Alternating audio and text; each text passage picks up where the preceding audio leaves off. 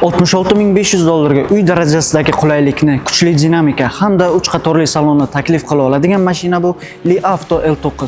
Hozir siz bilan birga 5 daqiqada ko'rib chiqamiz. Bu oddiy crossover emas. Nissan L9 katta oilalar, uzoq safarlar va maksimal komfort xohlaydiganlar uchun premium gibrid SUV crossoveri.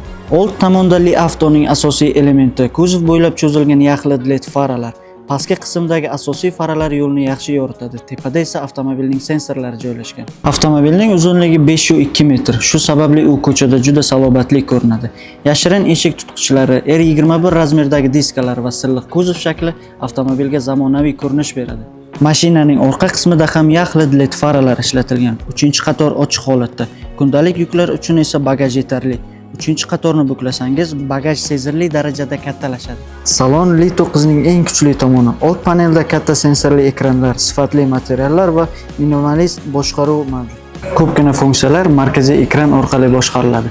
Konditsioner, o'rindiqlar, avtomobil sozlamalari, kameralar va multimedia. Old o'rindiqlarda elektr sozlamalari, isitish, sovutish va massaj funksiyalari mavjud. Salon katta bo'lishiga qaramasdan, haydovchi uchun boshqaruv juda qulay tashkil qilingan. Nissan L9 ni sotib olish uchun eng katta sabablardan biri 2-qator. Bu yerda ikkita alohida kapitan o'rindig'i. Ular uchun joy ko'p, o'rindiqlar yumshoq va uzoq yo'lda juda qulay. Orqa yo'lovchilar uchun katta ko'ngilochar ekran ham mavjud. Unda video ko'rish yoki boshqa multimedia funksiyalaridan foydalanish mumkin.